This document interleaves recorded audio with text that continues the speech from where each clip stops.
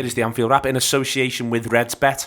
Neil Atkinson, Adam Melia and Mel Reddy. About to talk about the Reds against Palace. RedsBet, if you don't work with them, we're working with them for 2018.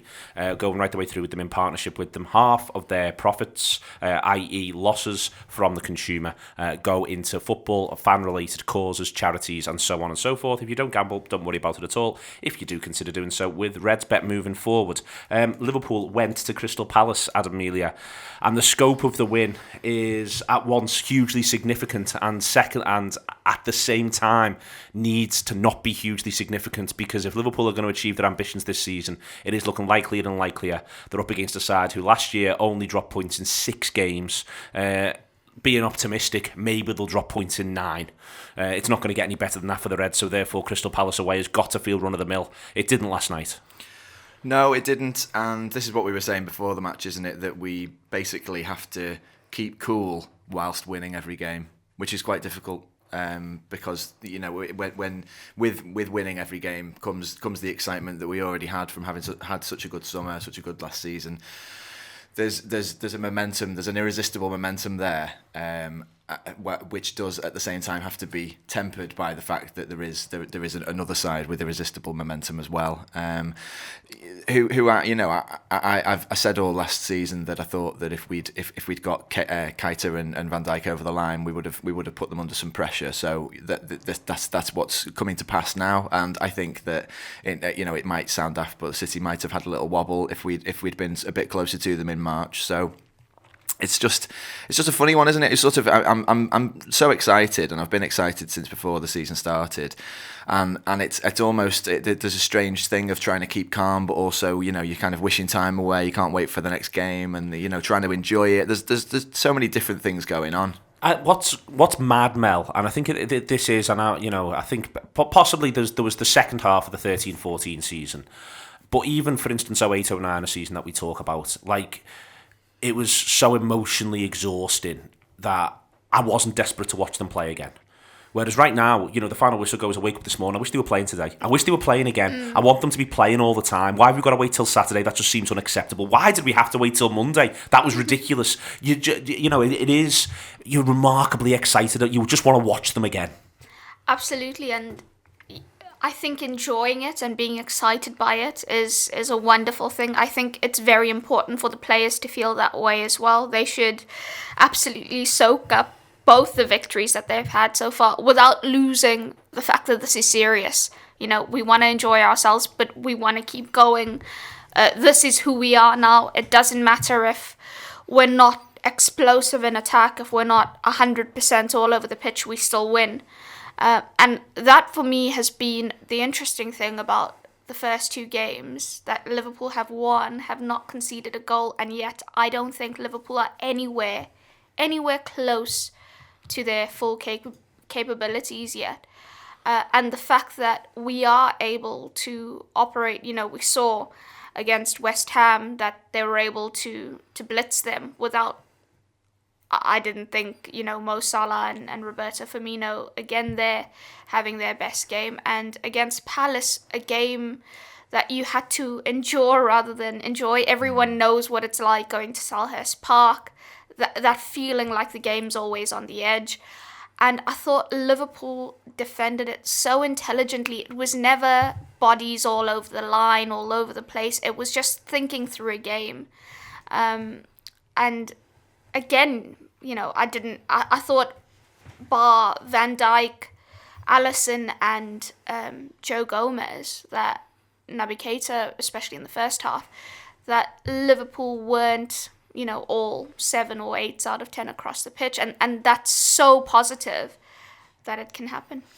Mel used the phrase there, game always on the edge at Selhurst Park, and that's a really good way to describe it, Adam. I was thinking about how it's sort of third gear against West Ham, but in a cruising sort of way. If we were third gear last night, it was like Colin McRae in a forest somewhere. So it's like you're on the edge of tumbling off, but there's you can't relax. And that's why I think the specific performances that Mel mentioned there, the win built through the middle of the park and from the back, those specific performances, I think they did show a calm. They showed an air. I couldn't believe how calm that sort of triangle was at the back between the goalkeeper and the two central defenders. That everywhere else that football match felt like it was hanging by a thread for both sides. Both sides are playing at this ragged edge football at times, and yet right in the core, right at the heart of the defence, the three of them, and it's very important, I think, to include Gomez because I think he's been a bit overlooked. The three of them were tremendous and never looked hurried, never looked flustered. Yeah, I think you're right. You know, if I think about the other positions and the team, there's things you can say. You know, that I think Klopp mentions the fullback slightly critically. I wouldn't have necessarily picked that same midfield, and I think aside from Mane, the two forwards, there's kind of question marks over their performances. But those three, absolutely unbelievable. I thought Gomez is all action, and it shouldn't be forgotten that he's only just started playing centre half. I know we've always known that's his position, but he's slotted in so well next to Van Dijk, who did, I think most places have given Van Dijk man of the match, and I think I would as well. Gomez can't be overlooked, and I think Van Dijk being next to him has made that seem very natural, and Alisson behind him as well. Yeah, the three of them do look like something you can really build on going forward, and I think I think Lovren's got a bit of an issue getting back in. I think when you're the other teams in the league, and not just the top six, when you're the clubs below and you looking for chinks in the armour, you watch the West Ham game and you watch the Crystal Palace game and you look at Liverpool and you're thinking, get at Gomez, get at the new keeper, let's see how good he really is, because he's flamboyant and all that, but actually if you put him under any bit of pressure, what's he going to do? And there'll be a lot of frustration through the league seeing how well Gomez has dealt with these two games. And we spoke about it last week. Arnautovic is an absolute handful. He is a nuisance, and he is for the entire game, regardless of whatever the scoreboard is telling him. And obviously Benteke, Zaha, Van Arnold, Crystal Palace have a lot going on from wide to coming inside to deal with, and he was expert at that. Alisson was so composed with everything. There were times when he was just controlling the ball and looking for the short pass, when in that situation you just want to combust because you're thinking it feels so close. It feels like something really, really bad can happen at but not for him. He's everything's under control. Everything's okay. I've got this. Relax. We're gonna find the pass out. The way he passes is interesting, isn't it? The passes to his fullbacks, they kind of seem a bit shorter than you expect. It's not pinging them right to the line. It's kind of bringing them into play and putting information on the ball as well, isn't it? Yeah. What I like as well about him is he's got variety in what he's doing. He's not always looking for the long ball. He can do it, but he's not always doing it. He's picking the right moments for the right passes. And attacking players, especially, when you go to a place like Selhurst Park where they're thinking we're going to frustrate them and then we're going to look to hit them at every opportunity we possibly can. You think, there where he's trying to play it out to the fullbacks, we can put pressure on him here, fluster him, force him into a mistake and take advantage. There was none of that. He was so cool. And that coolness just exudes. I mean, we spoke about Van Dijk just came in and instantly there was presence, there was authority, there was assertiveness. I think that helps Alisson. I think Alisson, being the way he is, also then helps Van Dijk and Gomez. And that goes throughout the team. Last season, you always knew our front three going to get us out of anything. They're just that good. It's very, very important that so early on in the season, psychologically, they know if they're not firing, it's okay. Look at what we have behind them. There's a phrase I like describing abilities of footballers, Adam, which is the picture in his head. I like that, this idea that footballers, that some players just have the picture of where everything is. And one of the things that struck me last night was that we've got a goalkeeper who's got the picture in his head. That's quite, that is unique, I think, or close to unique. That I've never seen it before. I've not seen it in a Liverpool goalkeeper. I for instance, I think Rayner's distribution was excellent, but it wasn't as though you didn't always get the impression if you freeze framed it and you said, right, Pepe, where is everyone? He'd be able to tell you it's that he knew the thing he wanted to do next, whereas you feel as though Alisson is selecting between 6 options, like Henderson when he came on in centre midfield. Yeah. He just simply knows this is where everyone will be right now. So, I can just do this, or I can just do this, or I can have a little look at that, but then decide to do this. So he doesn't know that Keita's going to do that turn, but it's his ball. That's the sort of thing that I mean. It's that there was enough there to make the lad. Was it? I don't know if it was Zaha or Townsend. I think was it. It's Townsend. Yeah, of course it is. To make Townsend commit. And then he Keita does what he does, and he could maybe have done it a little less flamboyantly, but it's still the Alisson knew where the pieces were, and that was the thing that was going to start the move off. So yeah, and nearly the greatest goal ever scored. I know. God, it's such a shame, isn't it? It's such a shame he doesn't put that in. But I mean, I guess that in a way, that's sort of the kind of thing we're talking about when we say about the gears that we've got to go up. These are the goals that are going to be scored. This is going to, and we don't want it all at once. We have got to be a bit patient, and we can't be wishing our lives away. We can't play every day. We're gonna have to grow up. But yeah, and as a couple of people have said, Alisson is also taking us through a little bit of group therapy. So there was a moment last night where I couldn't keep it under. Oh God! When Zaha was bearing down on Alisson in the second half, and in the end it turned into a great sort of pass. I think it was a pass along the byline that turned into a pass up the line for someone or other. But yeah, it's I think that we're all gonna have to grow with it, and he can see the picture. When the players know something before we do. Yeah. So the way they're all reacting to him as well, it's not just him, is it? No one looks tense. They've done 3 training sessions with him and gone, he's boss. Exactly. So my thing with Melia, he's not the worst keeper in the world, but I always thought he was unpredictable. I never thought that the players knew what he was going to do, and I felt like sometimes he was overcompensating for his previous mistake in his head too much. And so that was always my thing, where I think it's not necessarily the things that he's doing, it's what transmits to the team around him, and how we never managed to build anything solid, because there was always that bit in the back of their minds, the defenders' minds. What's this fella going to do the next time? The central defenders, Mel, both of them, and working as a partnership, it's noticeable.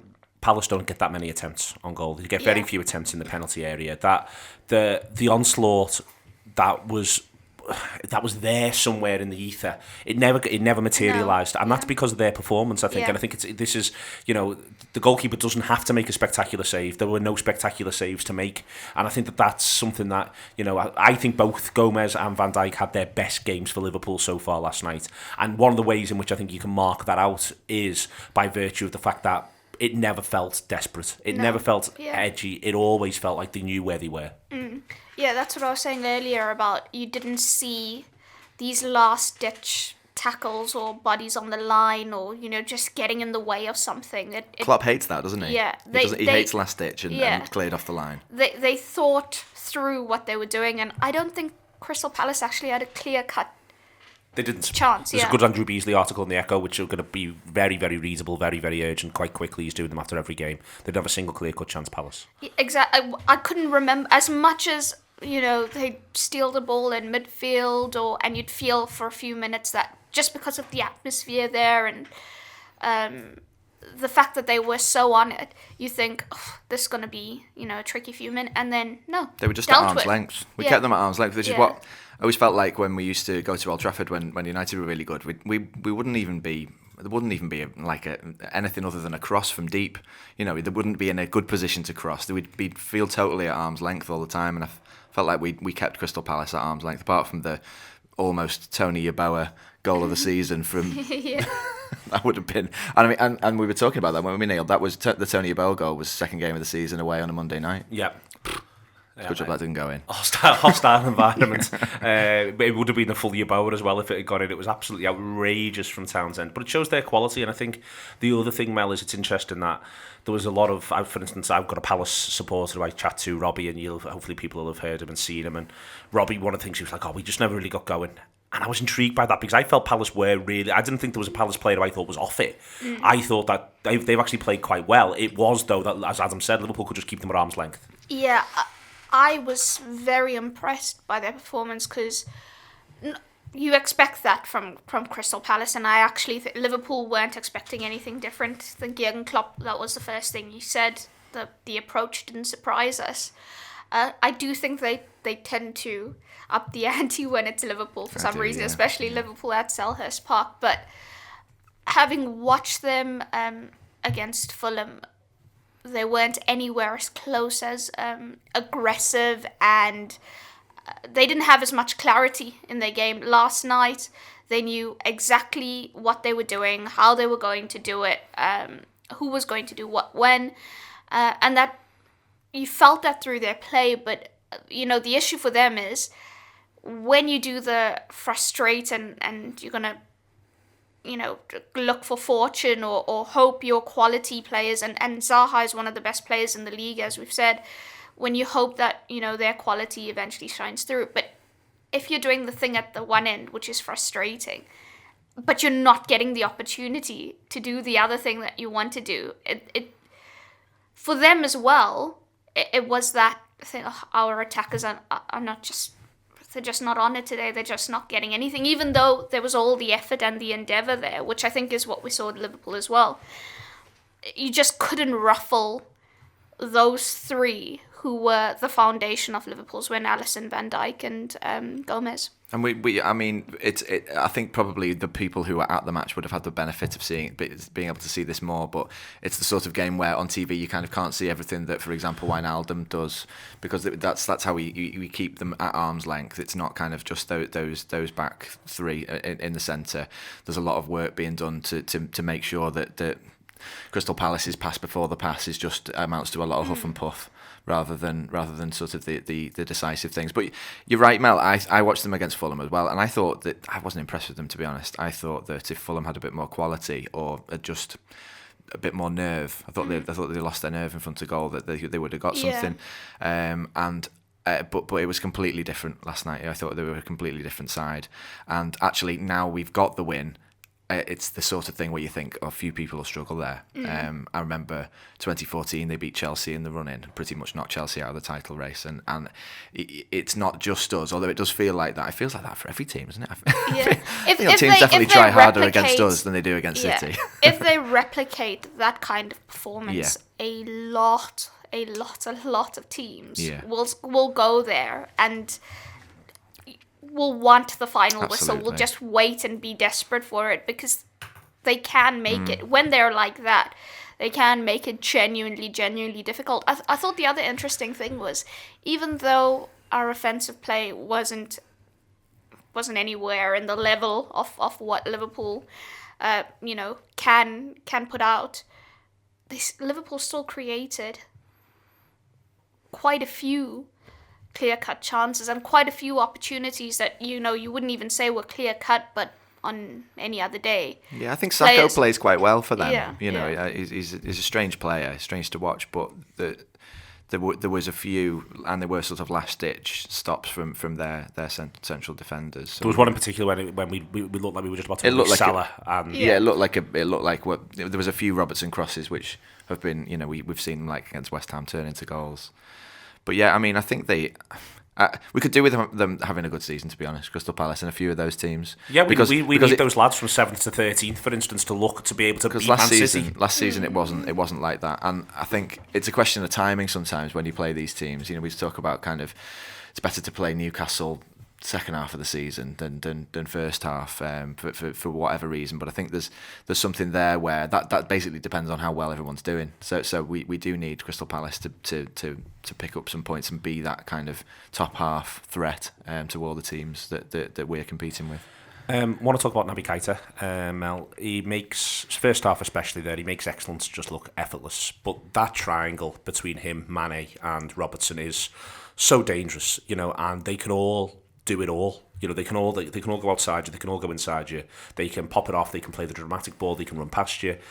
Keita, I think, is the one who's going to precipitate that the most in terms of his flexibility, where he ends up on the pitch and what he can then do to any opponent. Yeah, I saw some people saying that Liverpool fans were overreacting, that he's just average, and if that's not jealousy, I don't know what is, because when you see a footballer who's able to execute that turn and that ball in one, it's all happening like that to him. It's coming. There's no great strain or oh my goodness, what am I going to do next, or what's the next play here. It just happens for him. It's who he is. But when you see him do that, and when you then see that he's made 5 tackles, the most of any player on the pitch, when you see the fact that he can recover balls, but then his vision, his range of passing is so excellent. He's got the ability to carry the ball forward at speed. He can take anyone on. He's so good in tight spaces. If you give him a lot of space to operate, he's going to find a ball that's going to punish you. There's so many facets to him, and he is still settling. It's his second game in the league. He's gone to Selhurst Park, which we've said is a difficult in that match as well last night, which is, like we said, one to endure. It's not fun, but for him to be able to do all the things that he did and do them well, and if you're one of those people that you're going to look at his performance and you're only going to pick out that stray pass, I feel very sorry for you. You should just cancel football. It's not for you. Because mistakes happen, and mistakes will happen, especially in a game like that, in an environment like that. But I think for a player who's not yet fully acclimatized to everything in terms of his teammates, in terms of what you expect in the league, to already be seeing such positive performances is just sensational. It's the line he walks, isn't it? He will be on the edge of things, and he like we were saying before, in the same way as sort of Alisson, he will draw players in, and that's the line he walks. I think he's a superstar. Like he's got X factor shining out of him. He's like got this footballing charisma. I guess same as Van Dijk, and there's. Just to look at him, anything he does, there's no like you say, if you're picking holes in this player, then you're watching the wrong sport, or you're just extremely jealous. It's funny actually, because I think it was Alan Smith, wasn't it, on the co-commentary, kind of like as if he didn't really know what he was watching, and so I think some people are still expecting Kante, weirdly, which is which you can say all sorts of things about how these people are in such high profile jobs and they don't kind of know what they're looking at, because when he's sort of when he is doing his he's starting to take players on, and there's that kind of that you can see the Deco Iniesta comparisons coming out. Alan Smith's like, what's he doing? But it's funny it will be funny for everybody to learn. If they were expecting Kante, what they'll actually get is something quite different. It's the way Adam, when he, I mean, the best comparison I liked before we signed him, when you were looking at the videos, was Gascoigne. Yeah. And it is this sort of this ease of that the ball's completely under control. His legs are wide open. He's going at this pace. He can see everything. You get the impression he's got this unbelievable vision where he can see everything, and it's just making what should be difficult look so easy. Because Gascoigne was on that edge as well, wasn't he? Yeah. Like as in, it's literally just probably playing the sort of stuff that you would do in central midfield, 10 or 20 yards further up the field, which is amazingly difficult. Yeah. He's playing. He's doing midfieldy things on the edge of their box. Everything he does is with bravery. You know, when he wants to play it's bravery. This is who I am. This is what I do. I can do this. I've got this. I've got this in my locker. Oh, and this as well. It's overflowing, this locker. But wait till he hits that spot where he's completely comfortable at Melwood, and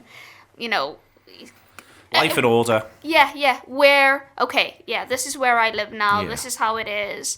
This is what weekends in the Premier League are like. This is where I travel to. This is what, an away day, or when all those things feel normal, and he's got to grips with it. You can feel them happening. So I thought last night was one. Yeah. Me and Neil talked about Torres at Reading, and like there's a few key touchdowns that happen in a new player's career. So I think the first big away, like I don't know, for the first time we go to Stamford Bridge or something, get a result somewhere really tough. and he gets to feel a part of it. There'll be a couple of those, and then whatever who knows what's in the future, the first final or the first getting over the line we all want to get over. But I think it's the point where he realises the extent to which he realises, God, I'm well better than these. Exactly, and that's the Torres thing, isn't it? That's their entirety of everything. The fact that, okay, I'm very comfortable, at the club, I'm fully acclimatized now, and also, wow, look at me in this league that everyone says is the toughest in the world and the best in the world, and look at how I'm bossing it. So that's a lot to look forward to. Actually, the City documentary, there was an interesting little thing there, when you think about new players and coming to the league. Laporte, and they're at Turf Moor, and he's just walking through, and he's asking one of the staff, what's it like here? Are they loud? Do they cheer often? Can you hear the away fan? He's about to go and play again, and these are the questions he's asking. And I think sometimes we gloss over that, or we don't really pay attention to those things. But it's just getting to grips with all the new stuff. He reminded me last night of when you play six-a-side and some lad turns up who everyone says he's really good, and he's marked by 2, and he's asking for the ball off you, and the first time you pass it to him, and it's all right. And that's what it looked like at times last night. You can just give it him whenever, to be honest with you. Don't worry about it. He's well better than everybody else. Just give it to him. If he wants it, just give it to him whenever, because he's going to be all right. Yeah. Nothing can go wrong now. Yeah, it was interesting where he was playing. I felt a little bit sorry for Trent in that first half, because I felt like when the ball went to Robertson, Keita and Milner would be helping him, and I know Trent was sort of criticised for crossing it too much, but he didn't really have as many options.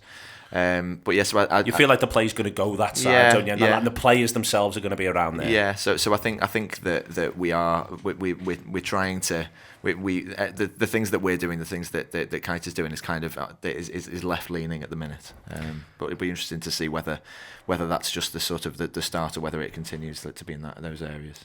Mo Salah, who I'm holding a picture up of for people who are watching it on video, that is Mo Salah. It's an original Buddy Johnson, this, by the way. So that's that Mo Salah was poor by his standards, Mel. On the night, he got an assist, he won the pen, and he got a lad sent off. Yeah, remarkable. What an off night to have. And that is, when I was saying earlier that we think that he's nowhere near Mo Salah. Nowhere, and yet he can be so decisive in such a difficult game, at such a difficult place. It's really, really exciting to think when everything clicks at the same time, how wondrous it's going to be. But yeah, touch a bit heavy. I said on Twitter that it was a frustrating night for him and Firmino. For different aspects, I think Firmino couldn't quite get into the game, whereas Mo was always involved, but not how he would expect him, or not at the level he would expect himself. Then you had all these people coming on and be like, oh, what do you mean frustrating? He did this. And if you do not think by Mo Salah standards that he will have himself walked off that pitch and not been happy with his personal performance, then you are underselling Mo Salah, not me. It's okay to say, even when you win, it's okay to be honest and say, he wasn't a 9 out of 10, even though he was incredibly decisive. When you know what he's capable of, and when you know that he's not happy that he hasn't scored himself there. He's got two or three very good Mo Salah chances to score. Exactly. And he'll know that but that's good. That means that he's still nowhere close to where he should be, and yet, like we said, can still be decisive, can still be the game changer. And as we said, when all the components are there, he must be a nightmare to defend against. And this is one of the things where, again, a way in which you can be decisive without, even if you hadn't have done the other things. What I mean, Adam, is that he skews completely a lot of what Palace are trying to do. So you don't get as much Van Arnold pushing on as we did get at times, but you don't get anywhere near as much as a lot of other sides will get, because Van Arnold's pace becomes really important. As to, he can't really break halfway particularly. You've got Sacco completely in two minds all the way through the game, because he knows that he's going to constantly be coming into that area where he is as well. And you've got this idea that he is still is still the main prong of this attack, and that's the fact that that's really unorthodox is challenging, I think, for opponents. So even when he does have a bit of an off night, just his very presence is skewing what Crystal Palace would like to be doing in general. I think he semi-regularly has off nights. It's not as obvious. It's sort of in a way like Suarez. Suarez used to have days when he couldn't hit a barn door, but it was always really obvious then. I think probably last night it was that Firmino had an off night as well, and I think that both of them sort of together, and so much about the way we play when we attack well is about Firmino, and I think that's kind of maybe what shows it up, because the bits where Salah's involved, it is bouncing off him a bit, and you know, you can, and he's starting to get frustrated. But at the same time, there's like you say, there's so much there which is absolutely invaluable to us winning. He's taking up him being there means that they can't attack, as you say, and there's his combination of lightness and strength is what gets both key decisions, I guess, that he gets, because he's so quick on his feet, and that horrible combination, if you're a defender, of someone who's hard as nails and really strong, but also can be light as a feather. And if it's why sometimes I think with Mo and the decisions which we did get last night, but quite often we don't get, is they're definitely a foul. It's definitely a foul. It's definitely a penalty. But in real time, it almost doesn't look like it. Because he's so strong. Yeah. He uses his body and stuff so well. And as Neil said, he had Saka in two minds, because you've got to deny him space, but at the same time, you can't get too tight, because he is so strong. He will win that contest. Absolutely. It was like a squirrel against a tree. Yeah. Saka, and like his leg looked like the slowest thing in the world. He's never moving that out of the way in time. I don't know how there is debate about the penalty. It's mad, isn't it? It's yeah. I walked into City Talk this morning, didn't know what time it got in last night, and all of a sudden I get presented with the idea that there's controversy around this. I was like, what? I think it's a problem with the world, to be honest. You can't just say things now. You can't just say that something isn't that. It's there. Look, there it is. It isn't. You can't just start a narrative based on this. Yeah, I wonder if there's a need, a requisite to make everything every decision sort of controversial, so it's a talking point, so it drags on, so it stirs the debate.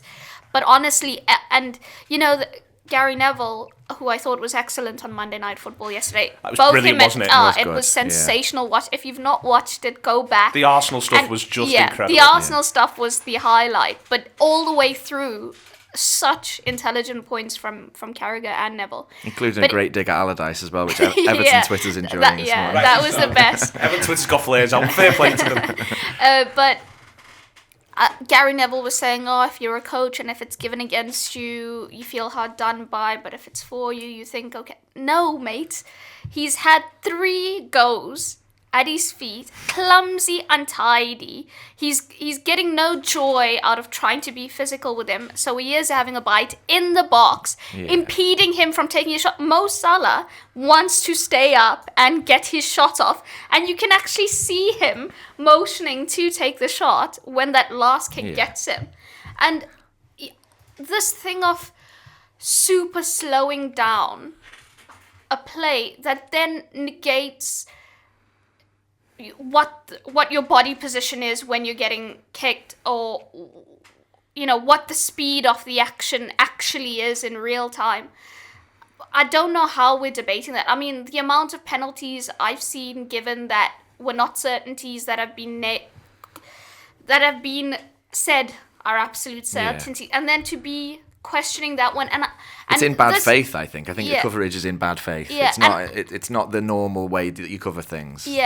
And whether as well, it's better to flag up these sort of things as controversial for the bigger clubs or the clubs with big support or fan base, so there is that back and forth, like it definitely wasn't, or and the big personalities as well. I mean, Mo Salah is a superstar in this league, so. And you've got Alan Sugar saying things about him on Twitter.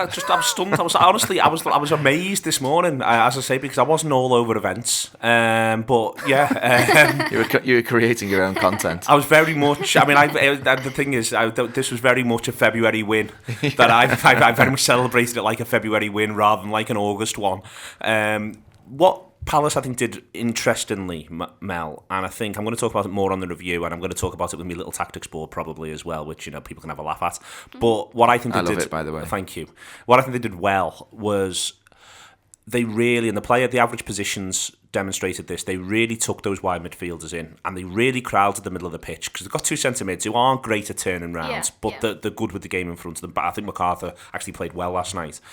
But I think that squeezed Firmino out of the game. Yeah. I think we couldn't get the ball to Firmino because we couldn't play through the middle of the pitch. So if you think about the players who we talk about who had good games, Keita, we'd probably say Mane.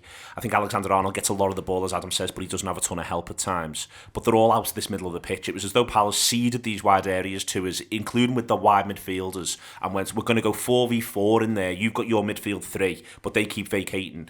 But the fourth one is Firmino, but we're going to ensure this is how we deal with Firmino. And I wonder if that might be... A lot of analysts might have had this conversation over the summer or worked this out and gone, the best way to deal with this Liverpool side, because God knows how you do it, but it could well be to try to squeeze Firmino out of games, and this might be something we're going to have a think about. Yeah, they crowded the middle quite often, and actually that's where they saw the most joy, when they crowded it, but we were still trying to persist and go through it. Then they'd steal the ball and recycle quickly. Guardiola actually... not last season, I think the season before, when he spoke about Liverpool, he said he doesn't know another attacking team in the world who are so good at attacking you inside. They do have the ability to go outside, which in that season, I think last season we saw a lot more of it. The variety, the fact that they were not just devoted to going through the middle. We saw more of it again, I felt, at home against West Ham as well. Yeah, but Liverpool do like to hit you from inside. And there were occasions yesterday where, like I said, even though it was so packed and you could tell you weren't going to get joy out of that situation, it's because they're good at it. It's automatic almost at times. But yeah, he didn't have, or he wasn't allowed to have, much influence at all, because they did, and that's a compliment to him, because they did assess the fact that if we starve him, we sort of blunt quite heavily what the front three are able to do. I still think, though, if you look at the first 10-15 minutes of the game, we have one or two early chances that if we do better with them, I think we talk about a different game altogether today. And then a different sort of Roberto Firmino, because there were one or two touches of his which were typical of Firmino. But yeah, it will be interesting to see. I think that even if you do that, if you try and squeeze Firmino, Liverpool still showed that there's way too much going on there. And good thing Klopp mentioned the fullbacks, because if they are more involved in the offensive build-up play, Liverpool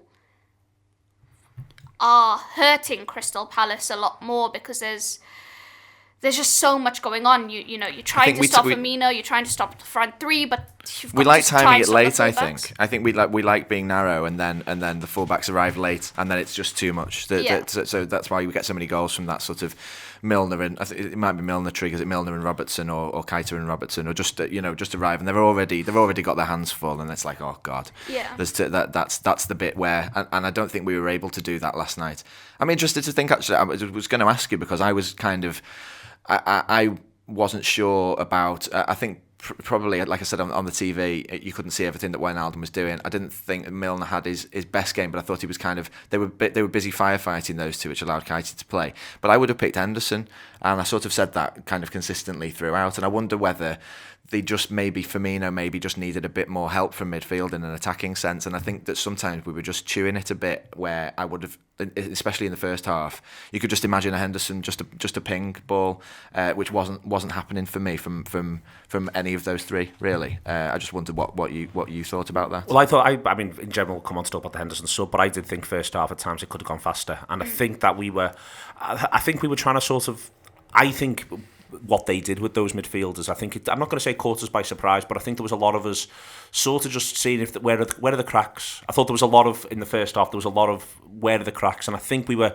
not slow to solve that, but I think that we were just sort of, there was a lot of moving them left to right and then moving them back and then moving them left to right and then moving them back when we had the ball. And I do wonder whether or not occasionally it just being fizzed into someone's feet, which I think is what you're saying, either from further back or just that idea of suddenly, because they were all set. They were all set by the time it got there. You think he's going to go side to side, but this time he goes bang. Whereas and I think Wijnaldum not having played the position as often as Henderson and maybe not playing it the same way as Henderson is maybe slightly more reluctant to do the he's just gone bang ball and took the risk of losing it but to see if we can be more progressive here now. I thought Wijnaldum played quite well in terms of discipline and in terms of tenacity and being in that game, all the attributes that you kind of need without that extra element of being able to dictate the tempo. And Liverpool's timing was off in offensive movements a lot of the time, and I thought that was because we didn't have a controller of that timing and a controller of the rapidity of how we played or when we slowed it or when we switched them. Then the whole point of switching them is to unravel them so you can find the ball that hurts them, and we didn't do that last bit enough. I thought he had a good game, but I thought you also saw the difference then in midfield when Henderson came on. I thought Milner was very good last week. I thought there was a lot of effort and it was man of the match for West Ham for me. Yeah, but I think last night it was just a little bit too much for him. He did tire as well, which is unlike James Milner. He did tire, but I think that shows that it showed the amount of effort that was getting pushed into it. You mentioned when Henderson came on there, Mel, very quickly. It's noticeable, for instance, is the number of times he got on the ball was marked. I think as a marked difference to everyone else, and just again the idea that he came on and seemed to have a really strong sense of where everybody was and where things needed to be quite quickly. I think he gets on the ball 24 times in 15 minutes, which is high by anyone's standards. For instance, I think that if you look at, I'm trying to think of a centre midfield to compare to, but I think Fernandinho got on the ball about 80 times for City against Huddersfield. So there's and that's playing Huddersfield at home, across 90 minutes. So 25 times in 15 minutes tells that story, Mel. But I thought that I'm intrigued by the manager's subs. Last season around this time, I felt a lot of his subs were driven by he was subbing for legs, and I think that Milner does tire. But I also think he brings Henderson on to see the game. He brings Henderson on to see the game out. He's subbing for results rather than subbing for legs. Yeah, I think he just needed a little bit of authority and calmness with purpose in the midfield at that stage, and that's what Henderson came on and did. Give me the ball, I'm going to get it, give it, go and, move, give me movement. And that's the other thing he was demanding, because at times, I think because of being tired by that stage of the game, it was too static, and he was saying, no, come on. Yeah. I'm going to get it, give it, go. Think of Watford last season. So I remember Watford last season, after having not been that bothered through the summer that we'd sold Lucas, thinking all of a sudden, God, we could really do with Lucas. As we were flagging towards the end of that, and we ended up not holding out for the win. So it's the same a season later. We're in our first tough away game, and he's able to bring on the club captain, and so that's only just occurred to me, to be honest, because all last night I was saying he should have started him, but actually having seen and even when he does bring him on, you can criticise them when we've won. I think it's too late, and I do think sometimes the manager annoys me sometimes by bringing players on. I consider to be too late. Sometimes it's after the horse has bolted a little bit, but you can see why he does it, and I think that that having those options, and I guess while as I say, I would have not been the selection I made. It's so much of a. It's not like I saw the team and I was angry. It's fine, it's the same. We've seen this midfield play well. We're able to choose from a selection of really good midfielders. So it's we're in a really good place. Yeah, like before the game, obviously when the team comes out, there's the fact that Fabinho's not in it, and there's this huge, what's he doing? Why is he not in the team? £40 million signing, should be playing. These are the games you buy these players for. And no, actually not, because in that people were saying, okay, if he's being eased in, why isn't he at least on the bench then? It's crazy that having seen Oxlade-Chamberlain and Robertson, that we're still having these conversations. And isn't herein is the rub. Say he was on the bench yesterday and Henderson was also on the bench. I'm still making that sound. I'm bringing on Henderson. Henderson knows that game, knows that place, knows that opposition, knows what he's got to come on and do, has played 6 for Liverpool now for 2 seasons. He gets it. There's no struggle. He's not going to come on and start thinking, how do I adjust to this? He knows the pace. He knows, coming onto a game like that at that time, what it feels like. And there's no replica for that.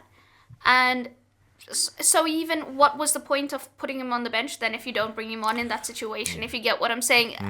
There has to be an adjustment period. He has said himself he has to learn a completely different system. That's it. I'm sure he's all right with it. Yeah, and they used to play with two deep midfielders. Yeah. He said now he's playing, there's 3 midfielders, 2 who are more attacking. Even as a 6, you need to be more offensive in this kind of setup. So I don't understand. He'll want to play. I don't understand why people who were so desperate for Liverpool to have depth are now annoyed at the fact that Liverpool have depth. Just to put myself into their shoes, maybe there's a part of it, and if I'm giving them a little bit of a bit of leeway, these people who probably overreact to anything, that's not giving them any leeway, is it? I think people just want to. I just want to see how he fits in. I guess I'm desperate to see. You want to see the new toy? Yeah, exactly. Yeah. I'm sure he's desperate to play, but at the same time, like I say, I think he'll be understanding of why he's not in yet, and I think everyone. It's like I was saying about patience at the start. Everyone wants it all now, and so do we. But we have to be patient, but it'll be great to see. Winning is the most imperative thing at the moment, and the manager wants to do everything possible to win. And if doing everything possible to win means keeping the shiny new toy for when the shiny new toy is actually prepared and ready, then I think that is what needs to happen. I think there's every chance, for instance, against Brighton, Henderson starts and Fabinho's on the bench, and if we're ahead and comfortable, come 60, Fabinho will get himself half an hour. And I think that's the journey that he's on. I think it's really interesting that it is Palace away, and that last week I think there was the idea of, you can almost imagine him picking that bench thinking, I might get him 15-20 minutes, I'll make a decision there and then on the ground. But this time it was, if I'm making this sub, it's going to be Jordan Henderson, as you say, Mel. Like he's made that decision when he's written the team out, when he's written the team sheet out, and then written the bench out. He's gone, I'm only going to bring Henderson on, so what's the point? I may as well do it this way round and then go from there. Just want to touch on something else on the bench. In the end, Mignolet ended up on it because Karius is linked away. He does end up on the bench, doesn't he? Mignolet was on the bench. Mignolet on the bench and Karius in the stands, wasn't he? Karius in the stands because he's linked away. Are you expecting Liverpool to retain Mignolet this season? This is an odd one because for the longest time I expected Mignolet to be sold. Now the issue is obviously even if Liverpool want to sell him, what are the offers coming in? Are there actually any offers? Are there solid ones? Is he turning them down, which seems to have been the case as well. And so then you're in an what you want to happen is overtaken by what is actually currently in play. Mignolet won't be happy being second choice, and this is not like being second choice to Loris Karius, where you're thinking, you never know. Yeah, it's a where toss-up between the two. Enough pressure or enough aggravation. I'm gonna see my chance here, or I'm going to get Premier League games. He's going to get Champions League. There's no uncertainty here. Liverpool have a very, very, very good first choice goalkeeper who is going to play in the Champions League, in the Premier League, and probably only be rested for the League Cup just because, we want to fight on all fronts here. And I don't think he will be happy with that situation at all. And he's actually, we tend to say, he's been so professional being second choice to Karius and stuff. And actually no, because remember that period where he came out and he was giving interviews when he got dropped saying, I'm going to fight for my he didn't accept it.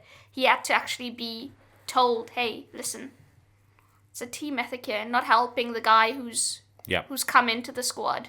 It's not just about you. This is about Liverpool and all that stuff. So if there is an offer that suits him and the club. So the club will go. So you do think there's a chance that the club will go at least till January with Grabara as the number 2 keeper? That's what I'm asking you. I think that this is the issue. I think they maybe. I'm fine with it. This is now, Yeah. If they want to bring me into their conversations around this, I'll be very honest with them. Yeah, I think if it had happened sooner, if the opportunity for Karius and Mignolet to both leave had happened sooner, Liverpool would have then thought about, okay, who can we bring in as a reply? Obviously, now that the situation is as it is, it would have been bananas to have 4 keepers, wouldn't it? That's it. So when the window closes, exactly, yeah. So now with the situation as it is, I think you kind of obviously sort of have to, but in saying that, with such a dominant number 1 who's going to play all the time anyway. Yeah, it's a weird one. I'm sometimes actions speak louder than words, don't they? Because it was interesting that Klopp sort of said in his kicker interview that he was on the verge of not signing Alisson when people were giving Kerry a stick. That doesn't really chime with the 2-year loan to Besiktas the next day, does it? Like, that really seems like a little bit like somebody being bombed out to me. I honestly can't get over the nature of the deal. I think the nature of the deal is wild. I don't know how you even end up at that conversational point, to be honest with you. It really feels as though you've exhausted all the alternatives and someone in the end. 2-year loan, but you've got to buy him at the end of it. How does that sound? All right, yeah. It's weird. It's really strange. It is odd. And there's been a number of deals. Shayla's on loan at Fulham for 2 years. Yeah. How old's Shayla by the time that loan finishes? I know, there's been a number of deals where you look at it and you're thinking, what on earth? Because the Ings one was like, it was at the last second. Yeah. And so it kind of made sense. We haven't got time to do the paperwork, we'll have a loan and an option to buy. But this one, we've got ages, don't know. I just don't understand it. Just seems like, I don't know. Seems like he's done someone's head into me. Go away. Just with his comments rather than his performances. I think cheeky. if there weren't any offers or weren't anything that suited Liverpool, i.e. Liverpool with this deal would have a sell-on clause, there's the obligation to buy, there's the fact that there is a 2-year loan period, and actually I don't know how they've worked it out that if during those 2 years actually he gets a better offer, that might be something that's filtered into the equation as well. So that's how you convince him that it's the idea that because it's not a done deal, is it? No, he doesn't. He can. I think the last I sort of gathered on it is that he'd agreed. I do, right. The clubs had obviously thrashed out the deal and that he'd agreed, but with these things. Turkish football's wild and a laugh. I know, but he could just think, actually, nah, that's not. It's still not the best move for my career. Quite late on, it is a sad one in a sense because Liverpool brought this young goalkeeper in who was tipped for really big things in German football, and Germany know a lot about goalkeepers, and he's had quite a turbulent 2 years. So I hope whatever happens and wherever he does go, I just hope that at the end of it we all look and think, sort of like Diego Aspas, where look at how well he's done since he's left. I like those kind of stories. Just because a player doesn't work out for whatever reason, and it's different to players that come in like Diouf who just don't get it and have awful attitude. It wasn't a case of that. It was, a lot of unfortunate circumstances, and the fact that in the end Liverpool have always needed a goalkeeper of Alisson's pedigree, and now they finally have one. Indeed. Turkish football is mad. I hope he goes there and has a lovely time. Adam, there is... I'm ending these shows whilst we're still in this conversation by having a little bit of this conversation. Palace were good. They could take points off our rivals. We said that before. Spurs, Chelsea, City all winning this weekend. Yes, Huddersfield were poor, but they were very much put to the sword. And it was, insofar as beating Huddersfield at home feels like a win that's filled with intent. Well, they didn't beat them last season, did they? No, so there was that aspect. But I think it was the number of changes that they made, what they were bringing off the bench, and then still scoring 6 that I think sort of grabs your attention. It's the 6, isn't it? It's like we were saying about the 7-2 against Stoke, because Huddersfield had a bit of a pop, and City for City to do what they need to do, they need to be doing the 6, don't they? It's like I think we need to be beating teams more than 4. By putting 6 past Huddersfield, the teams that might have thought about having a go at the Etihad, some of them will decide, nah. At least in their subconscious. Yeah, once the issue with playing City and trying to get at them and frustrating them is that once the first goal goes in, once they get the first, it becomes so much, because they then, okay, yeah, we've now got this, we know what we're doing, and they can hurt you from every sort of element. And Benjamin Mendy, yes, could have done without that. Has come in like he didn't have this long-term injury, like he's the best left back in the world, and that's quite frustrating for a team. It's like when Gareth Bale was left back, isn't it? It's like, this is not left back. I know. You looked at City and you thought, okay, 100 points. What do they do next season that can possibly take them up a gear? And I mean, having him back at left back is one of those things. I think he's got 3 assists so far, but he's contributed to about 5 of their 8 goals, even if it's not registered as assists. He's ridiculous because he's big, strong. isn't he? He's strong. He's bigger than I thought he was. Quick. He's got variety in the balls he puts into the box. Hard or a cross, but really clever, and he's. Big personality too, like the sort of footballing charisma I was saying about Keita. I think Mendy's got a lot of that. It's just really annoying to see him doing so well, because he is the left back.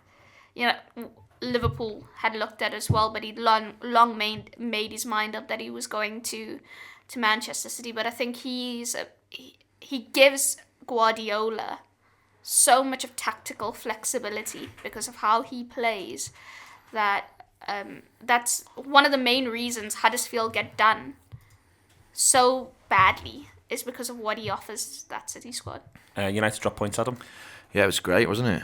That's what they were lucky that scoreline was as close as it was, because United did not look at all that close. I thought it was perfect, to be honest. I love a last minute, not quite, not going to be enough time to make it 3-2. Like a penalty with the last kick of the game to make it 3-2. Is the time? No. Final whistle. I couldn't write it. Oh, it's perfect. I thought that they weren't that good against Leicester, and that they were pretty much the same against Brighton. I think they I don't know.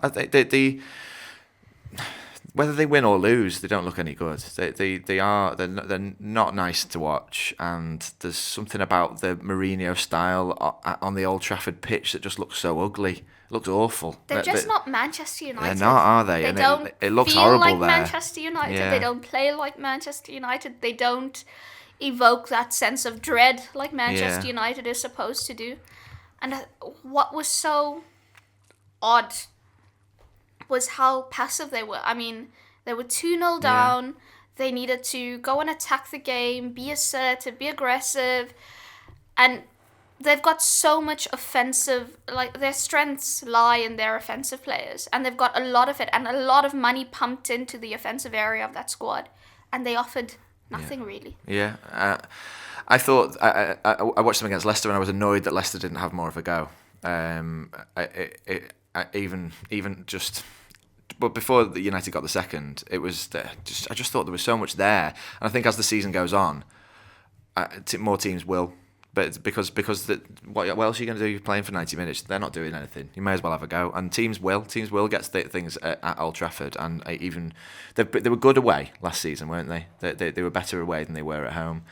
But that's a bad sign at the weekend. I think they'll still be quite good away, but that's it. It's a really, really bad sign for them, which is great. Okay, the Anfield Wrap this week then. Thank you very much to Mel and to Adam. It's in association with RedsBet, our partners at RedsBet. I was going to say, because you can tell it's a good season because I've been thinking about bets. Like when you got a bet that you got in your mind. Shaqiri last goal's my one for this season. I keep thinking, Should have put that bet on. And he hasn't scored one yet, but Well, do try when you've got a bet in your head, I think it's a good sign. You fancy that things are going to happen. Thank you very much indeed to Adam and to Mel. And thank you very much indeed to Liverpool beating Crystal Palace and to our partners RedsBet throughout the course of 2018. But I want to end with this. I'm just going to read the tweet out from Tony Evans. You'll know what it's pertaining to if you're a Liverpool supporter. Okay, regular warning about commenting on Hillsborough trials and accused on social media. Do not do it. No matter how angry you get, it is important you do not offer the defendants any leverage to claim they cannot get a fair trial. It is worth reflecting on that, thinking about that. The whole situation at the minute is unbelievably annoying, and it must be absolutely scandalous for people who are very, very directly affected. But that from Tony there. Try very, very hard not to comment on the Hillsborough trials or the accused on social media in any way, shape or form until we get the other side of the whole of this process, which has been so long in the making for so many people. That's been the Anfield Wrap this week. Thank you very much.